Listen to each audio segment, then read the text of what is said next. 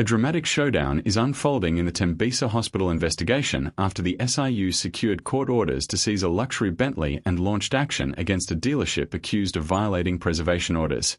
With allegations of concealed assets, multiple ownership transfers, and possible contempt of court now under scrutiny, this case is raising major questions about accountability. Stay tuned as we dive into the main story. Yes, how they deal with their matters. They don't have facts. They just act. They just do what they're doing, and it's not correct. I find that not correct at all. You don't do this to innocent business. You don't do that. Come in here by my business place.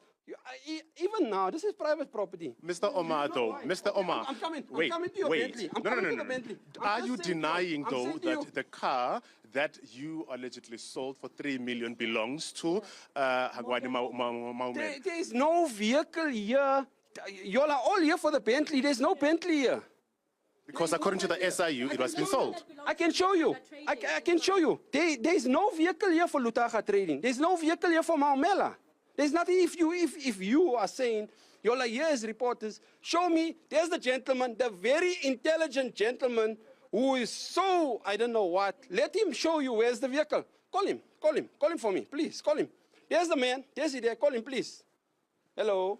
Tabo, we're just outside the Omar's Den dealership where the SIU and the South African Police Service from Witbank, Emalahleni, have just arrived at Omar Den's. And the reason we're here, this dealership is where the SIU alleges that there was a vehicle worth 3 million allegedly belonging to Mr. Maumela, which has been on this property. And according to the SIU, that vehicle exchanged ownership twice already, has been sold twice, and they believe that vehicle is here, and they've got a preservation order which they got this morning at 11 o'clock. So they are here to act on that order. The gentleman outside here, he says it is a family business. He stopped us from going in. Some members of the SIU are inside and some are still outside, but he's now opening the doors where I think he is opening for us, but he has been denying that that vehicle is here. 100%, that's correct. There is yes, talk, give your report, sir. No problem. So that is, this man, I don't know his name, Tabo, but he says he is one of the family members who owns this vehicle. Quite a number of luxury vehicles which are here at Omar Den, but that preservation order has been ordered, and amongst what has been ordered is for the CCTV footage from this dealership dating back from the 22nd of May to be handed over to the SIU, and again it has been ordered to appear on the 3rd of July, owners of this dealership to appear before the special tribunal where they have to answer to those questions. And according to that order, as you can see inside Tabo, there seems to be some kind of altercation with the curator. Unfortunately, we can't show the faces of the curators, but the gentleman, he is now being he would be arrested, it would seem, by the South African Police Service. Tabo would be going to be very careful because we're not allowed to show the faces of the curators and members of the SIU for their protection, investigators of the SIU. But that gentleman who was addressing us now being taken from the doors of the dealership to so that the SIU members, together with the South African Police Service, can go ahead to look for that said vehicle. But like I mentioned, the SIU mentions that since the preservation order was given, this vehicle, which has been spoken about, the Bentley, has exchanged hands at least 3 times, sold for over 3 million. But they believe that vehicle is here, and once they're given permission to go inside, and I believe the paperwork that one of the curators has is the actual court order which was granted by the special tribunal, which the SIU approached this morning, granting that order. You mentioned, Tabo, that this relates to the Tembisa scandal. You'd recall that last year, around October, that's when those luxury vehicles from were taken from Maumela's house in Sandton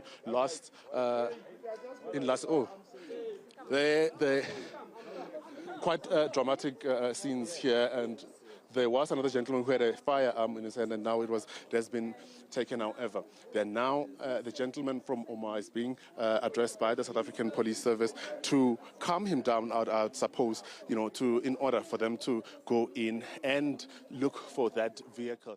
The battle over a luxury Bentley has become one of the most closely watched developments in the wider Tembisa Hospital investigation, and the latest actions by the Special Investigating Unit have pushed the matter into a new phase. What began as an effort to preserve assets linked to an ongoing investigation has now evolved into a legal confrontation involving court orders, allegations of non-compliance, questions about asset transfers, and a dramatic operation involving investigators, police officers, and members of the Hawks. At the center of the dispute is a Bentley Continental GT. On the surface, it may appear to be a story about a luxury vehicle, but when viewed in the context of a major public sector investigation, the significance becomes much larger.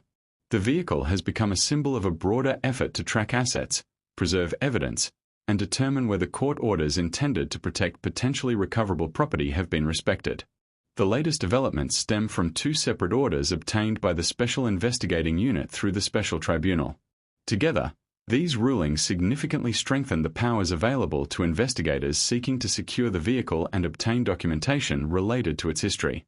The first order granted authority for the SIU, acting through the appointed curator, to take possession of the Bentley. This was not simply an administrative step. It represented a legal mechanism designed to prevent any further movement, sale, transfer, concealment, or dissipation of the asset while legal proceedings continue. The rationale behind such orders is straightforward. Once an asset becomes subject to preservation measures, authorities often seek to ensure that it remains available should future legal proceedings determine that it must be recovered, protected, or otherwise dealt with under the law. If an asset changes hands repeatedly during an investigation, it can become increasingly difficult to determine its status, ownership history, and availability for future proceedings. What makes this particular matter noteworthy is the extensive trail of transfers identified during the investigation. According to information presented by the SIU, the Bentley moved through multiple entities over several years. Investigators outlined a sequence of transactions involving various companies and trusts before the vehicle eventually came into the possession of Omar Modaden and was later transferred again. For investigators, repeated transfers can attract attention because they create questions that require answers. Why did ownership change? Were all transactions properly documented? Were the transfers lawful and transparent? Were existing court orders fully respected during each stage of the process? These questions do not automatically imply wrongdoing. However, they become especially important when a vehicle is already connected to preservation proceedings. The tribunal's order did more than focus on possession of the vehicle. It also required extensive documentation to be provided upon request. This includes invoices, sale agreements, banking records, proof of payment, VAT-related documentation, and correspondence relating to the acquisition and transfer of the Bentley. Documentation of this nature plays a crucial role in investigations.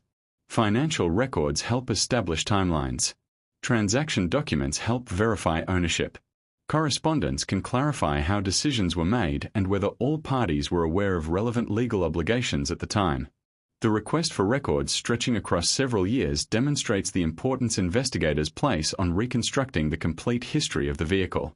Rather than focusing only on its most recent transfer, authorities appear interested in understanding the full chain of transactions. This situation highlights an important principle that applies to many complex investigations. Often, the movement of assets can tell a story that is just as important as the assets themselves. Every transfer creates a paper trail. Every transaction leaves records. Every ownership change introduces new information that investigators can analyze. The dispute became even more significant when the tribunal later granted an urgent contempt-related order involving the dealership and its owner. The legal implications of contempt proceedings are serious because they focus not merely on the existence of a court order but on whether that order has been obeyed. Court orders are central to the rule of law. If authorities believe an order has not been followed, they may seek enforcement mechanisms designed to ensure compliance. That is why the latest ruling attracted substantial attention. The order authorized further action involving the curator, members of the South African Police Service, and the Hawks.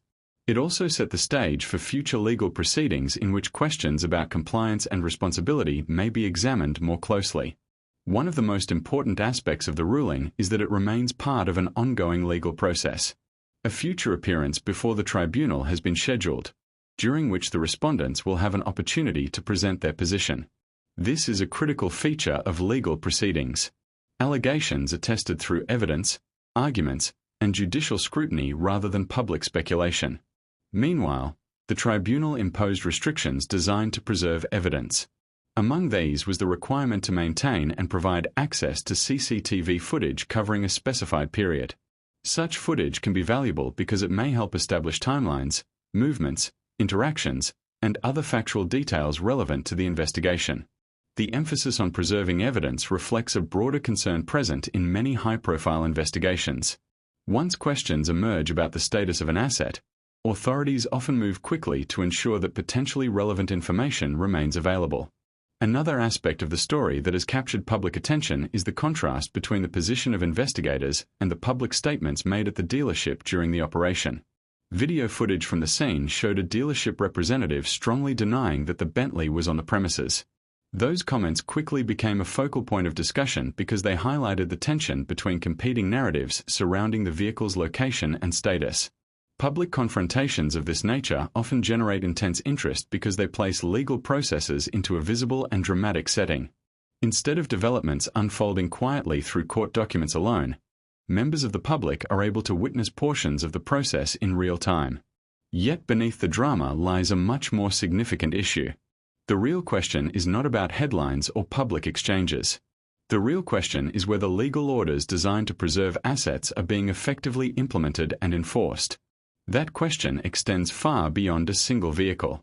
It touches on broader issues involving accountability, transparency, public trust, and the ability of institutions to recover assets that may become relevant during investigations. The SIU's mandate in the broader Tembisa Hospital matter is itself significant. The investigation concerns allegations relating to corruption and maladministration within the Gauteng Department of Health and Tembisa Hospital. As part of that mandate, the SIU is empowered to investigate, recover losses, and refer evidence of potential criminal conduct to the National Prosecuting Authority where appropriate. This raises another important point. Civil recovery processes and criminal proceedings are not the same thing. Asset preservation orders focus on protecting property while legal questions are resolved. Criminal proceedings involve separate standards, procedures, and outcomes. Understanding this distinction is essential when evaluating developments in cases of this nature. As the matter continues, attention is likely to remain focused on the Bentley, the documentation surrounding its transfers, the enforcement of tribunal orders, and the broader implications for the Tembisa Hospital investigation. What makes this case significant is not merely the value of the vehicle involved. Rather, it is the way the case illustrates how modern investigations increasingly follow financial trails, ownership records, and asset movements in an effort to establish a complete picture of events. Whether future proceedings ultimately confirm or reject the concerns raised by investigators, the case already provides a revealing look into the mechanisms used to preserve assets, enforce court orders, and protect the integrity of ongoing investigations. And as the legal process moves forward, the central issue remains unchanged. Can authorities successfully secure the information and assets they believe are important to the investigation? And will the evidence presented in court ultimately support the actions that have been taken? The answer to that question may determine not only the future of a luxury Bentley but also the broader public understanding of how accountability mechanisms operate when major investigations reach a critical stage.